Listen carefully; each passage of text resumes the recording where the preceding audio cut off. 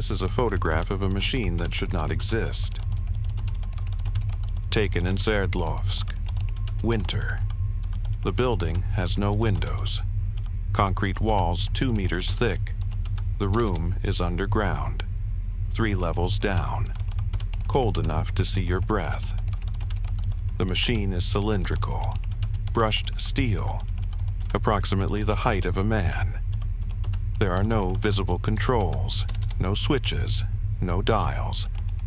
Just a smooth surface with a single seam running vertically down the center. And it's humming. Not loudly, just barely audible. A low tone that you feel more than hear. The kind of sound that sits behind your teeth and makes your jaw ache. The photograph is dated January. The year is stamped on the back, but someone has scratched it out. Deep gouges, deliberate.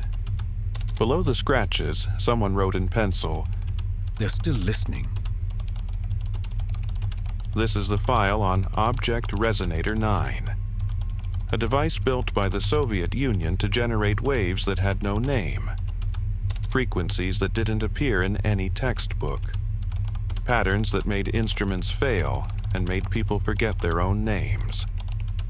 And it worked too well. The machine was built at Institute 23 in Sverdlovsk, a research facility that officially studied industrial acoustics, noise suppression, vibration dampening, standard Soviet engineering. But Sublevel 3 was different. Sublevel 3 was where they built things that weren't supposed to work. The team was small, 7 people. Lead physicist, Dr. Viktor Orlov, 41 years old.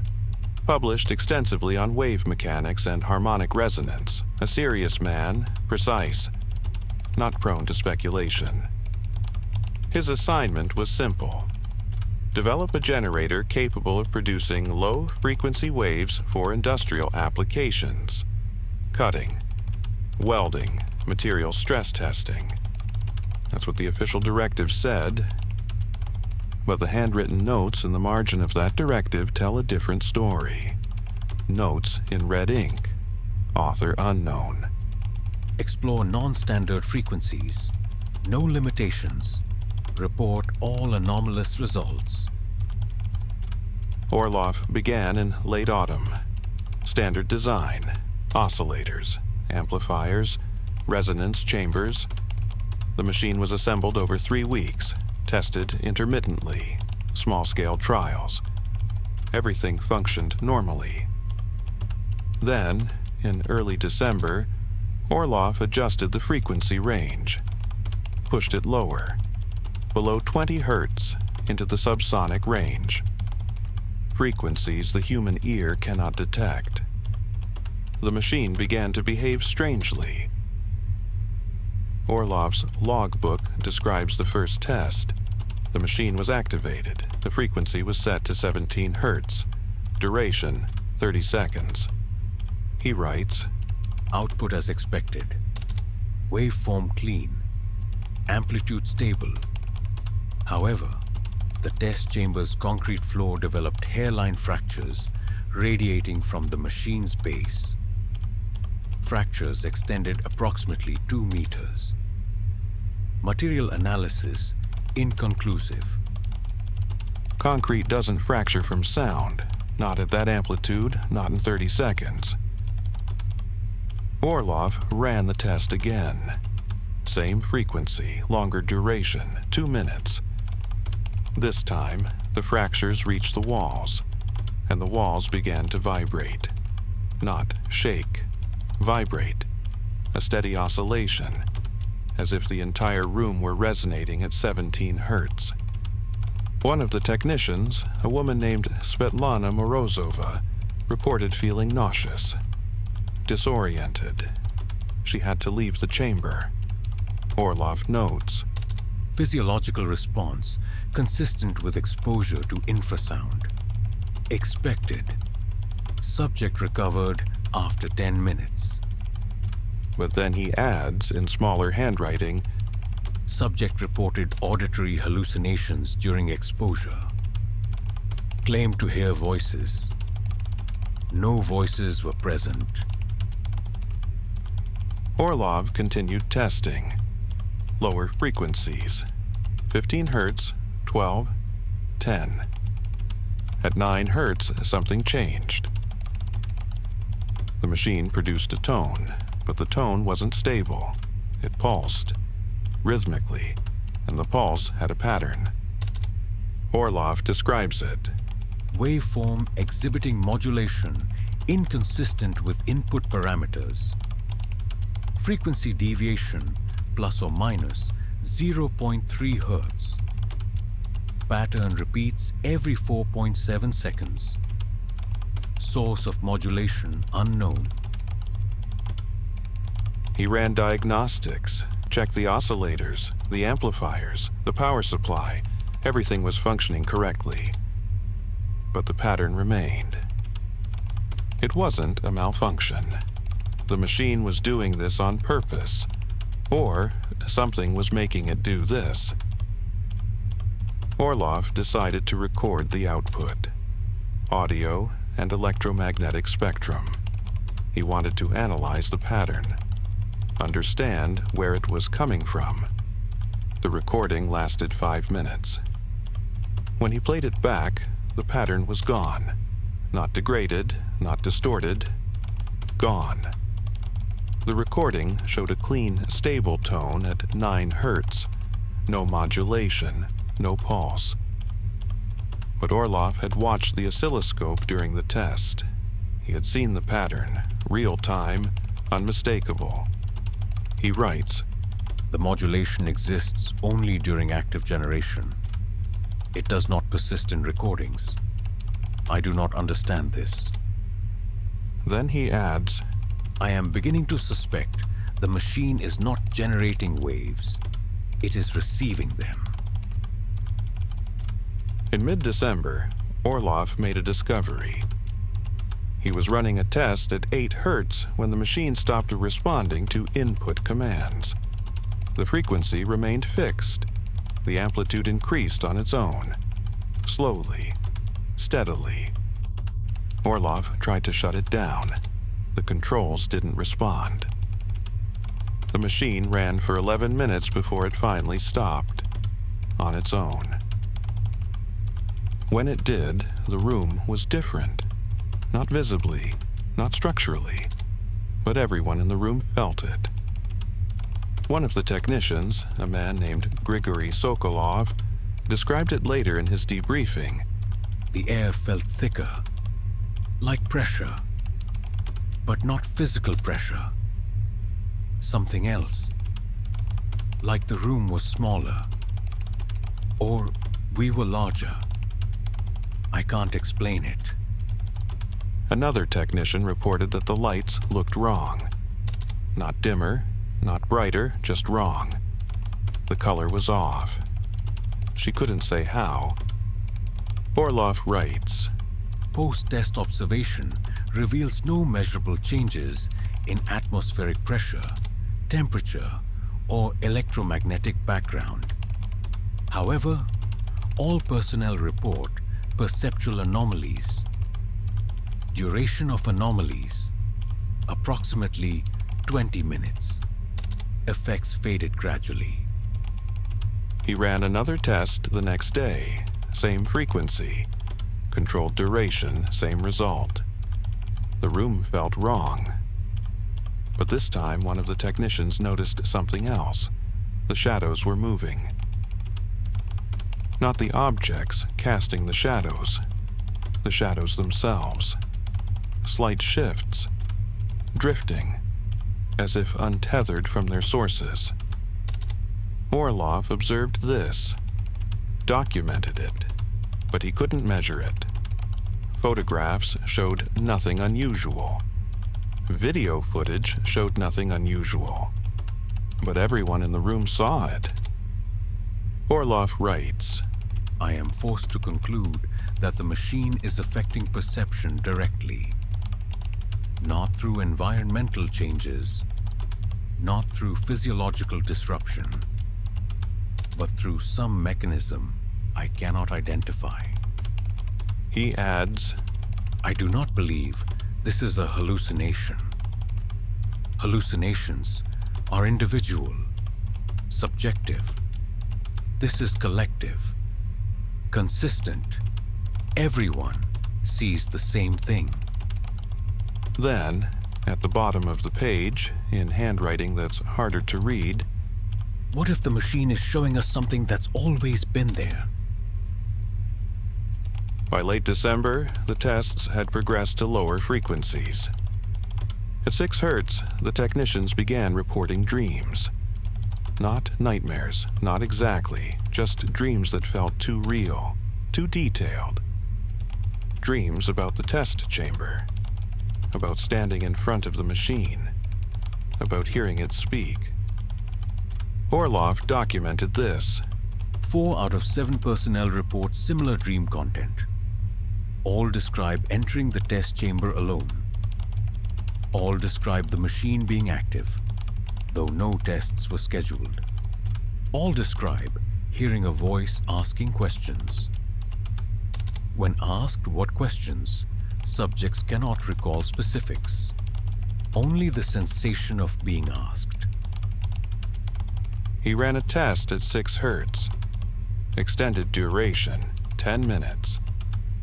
During that test, one of the technicians, a man named Dmitry Kulikov, became unresponsive. His eyes were open, he was breathing. But he didn't react to verbal commands or physical contact. When the machine was shut down, Kulikov blinked, looked around, asked how long the test had been running. They told him 10 minutes. He said it felt like 10 seconds. Orlov checked Kulikov's watch. It showed the correct elapsed time, 10 minutes. But Kulikov insisted. He experienced only seconds. Temporal perception distortion. Previously observed only with clocks and instruments, now affecting human subjects directly. At 4 Hertz, things deteriorated further. The machine began to hum between tests, even when powered off. Not loudly, barely perceptible, but technicians working near it reported feeling vibrations in their chests, in their bones. Orlov tested this, placed accelerometers on the machine's surface during its inactive state. The instruments detected nothing, but everyone in the room could feel it. It's like the machine is breathing, like it's waiting.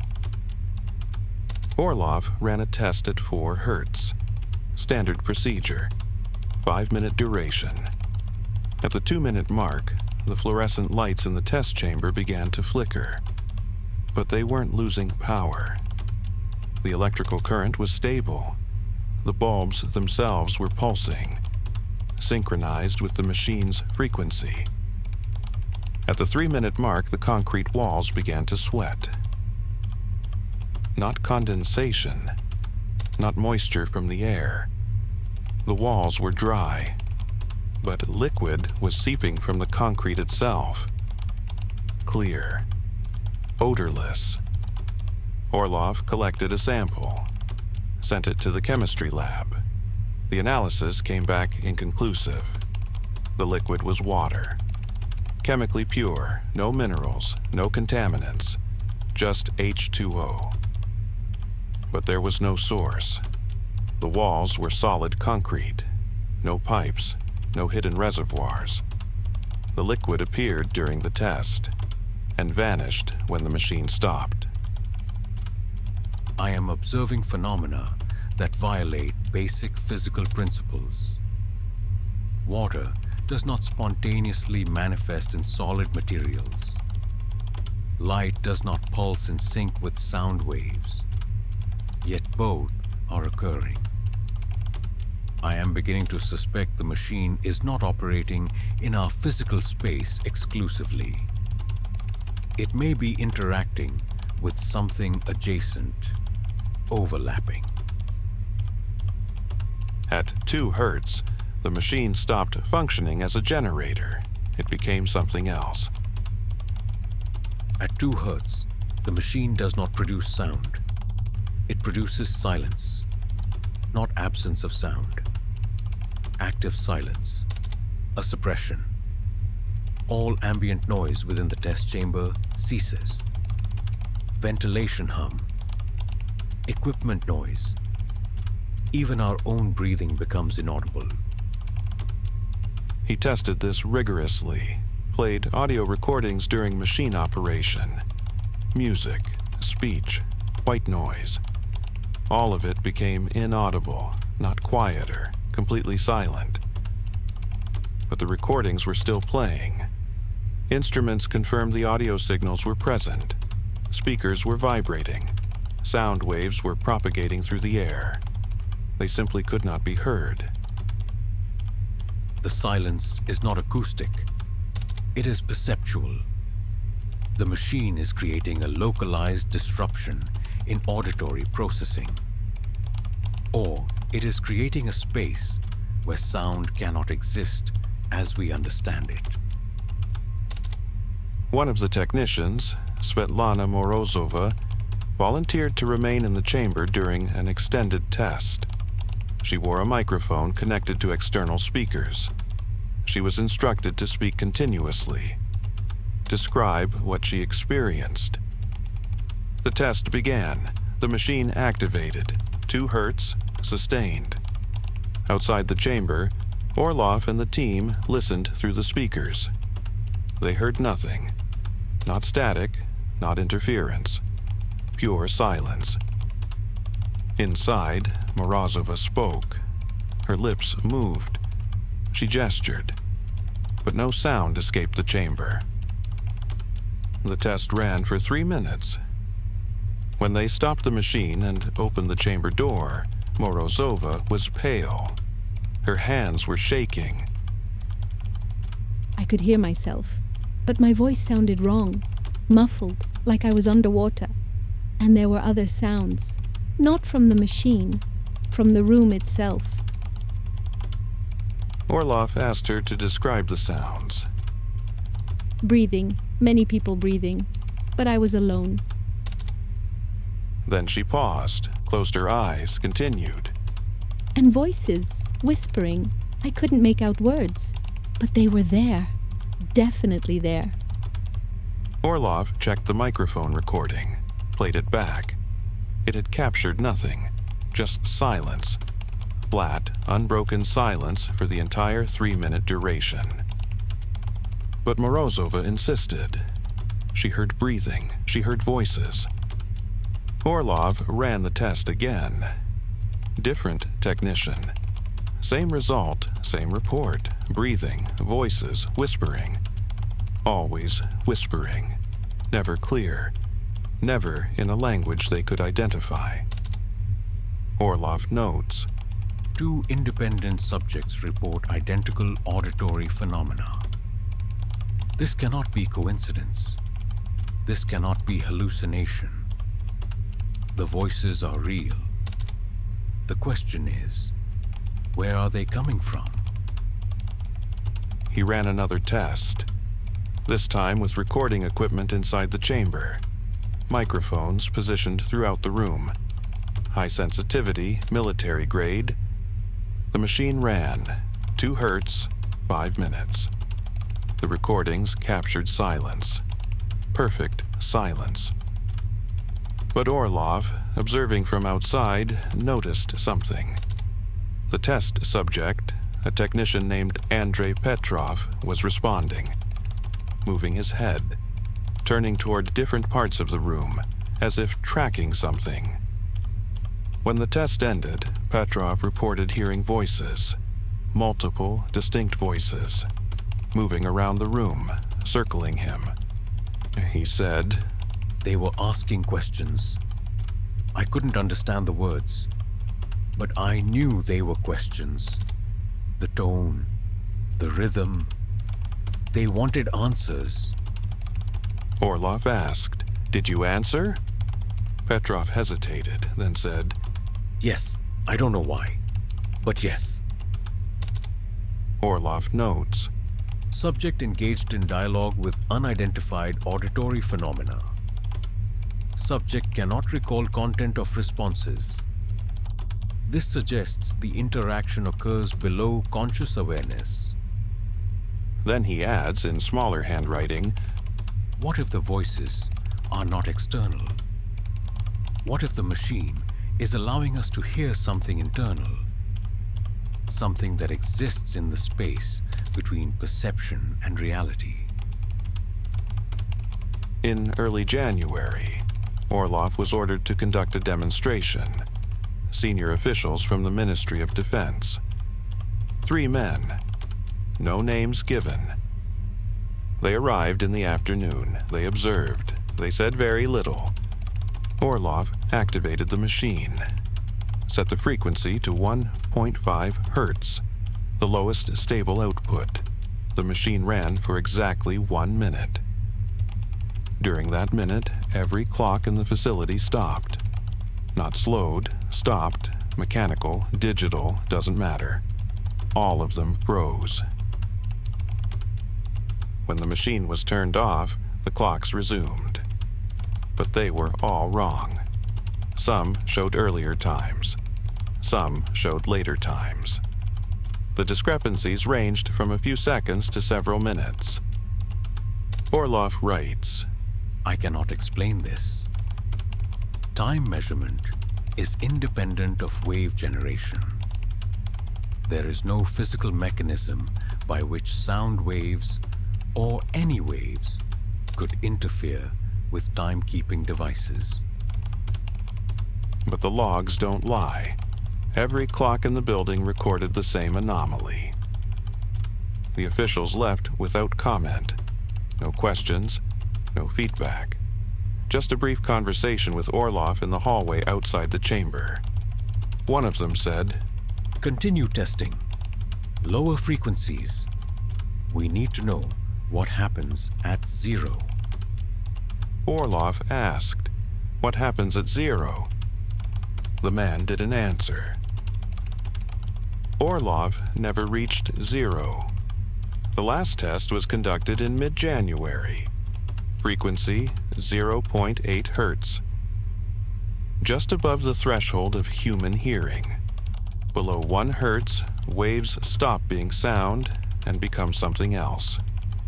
Pressure, vibration, sensation without source. Orlov planned to run the test for 5 minutes. Document the output. Analyze the results. Standard procedure. The test lasted 43 seconds. At 20 seconds, the machine's output became unstable.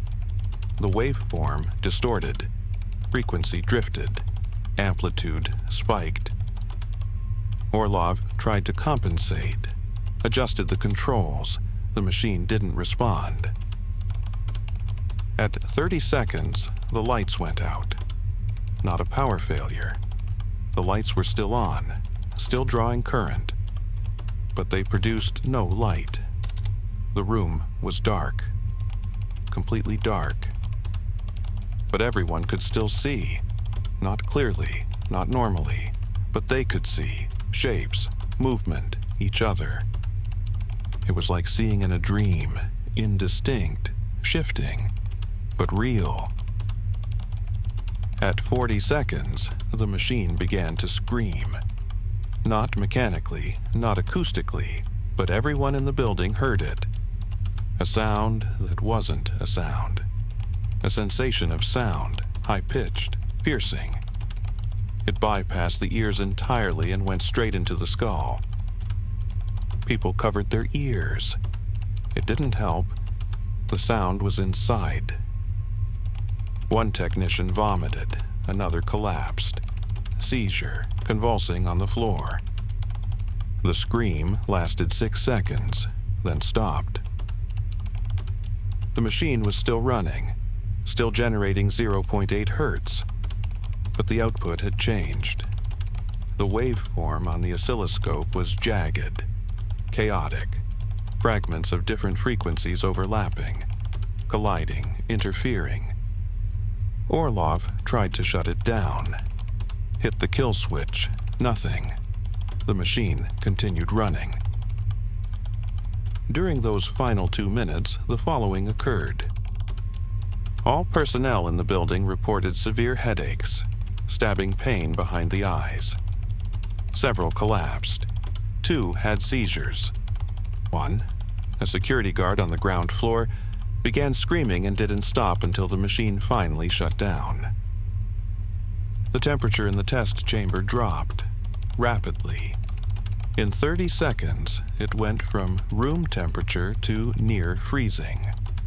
Frost formed on the walls, on the floor, on the machine itself, and the walls began to emit sound, not vibration, sound, voices, muffled, indistinct, dozens of them, overlapping, speaking in Russian, in languages no one recognized, in sounds that weren't language at all.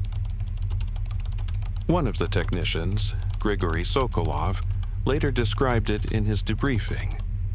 It sounded like a crowd, a distant crowd, but the voices were coming from the concrete, from inside the walls.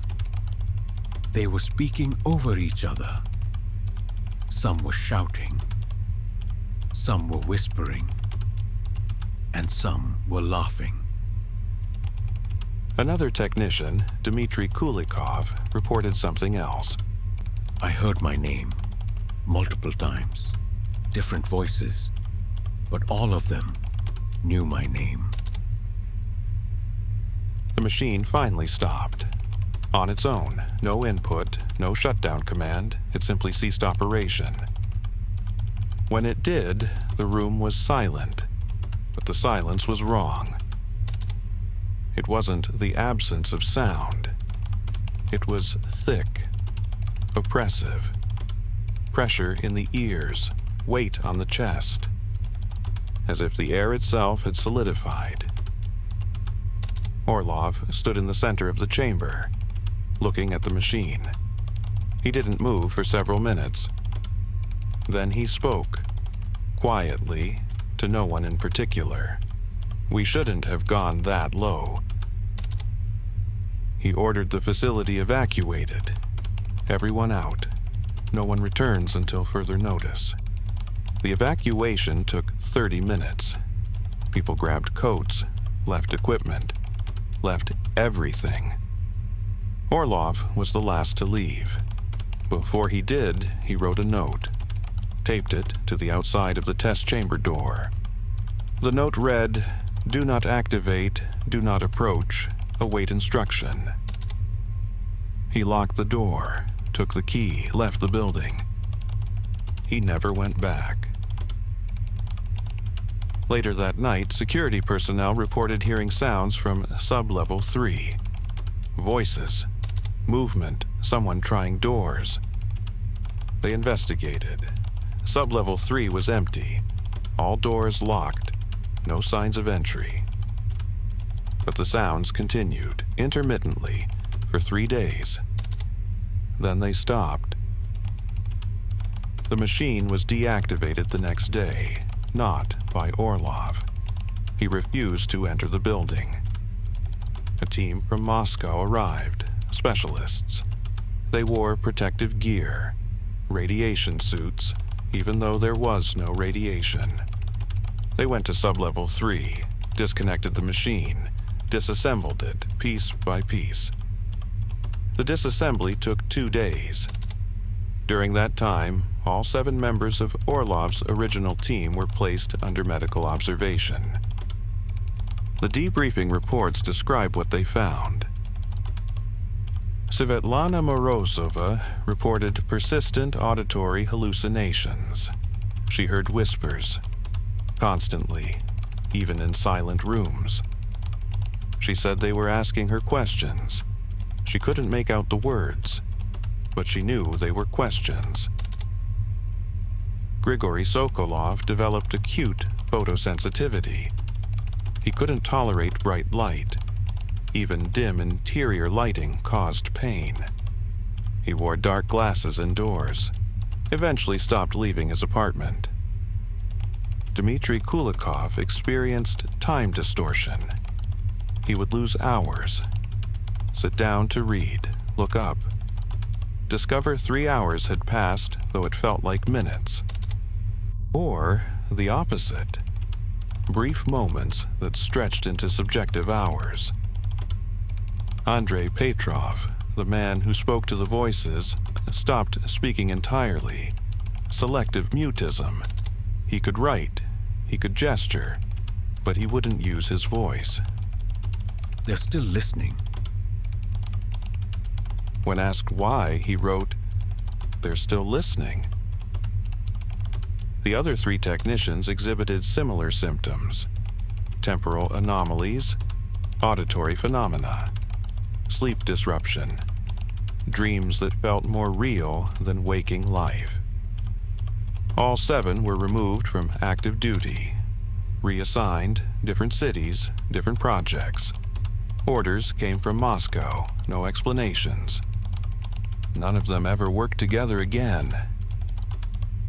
Orlov himself was transferred to Novosibirsk, teaching position, basic acoustics, freshman-level courses. He never published another paper on wave mechanics, never attended conferences, never spoke about his work at Institute 23. Colleagues described him as withdrawn, distracted. He would stop mid-lecture sometimes, stand silent for 30 seconds, then continue as if nothing had happened. A student asked him once about his research background, his work before teaching. I studied waves. I learned that some waves should not be generated. That's all.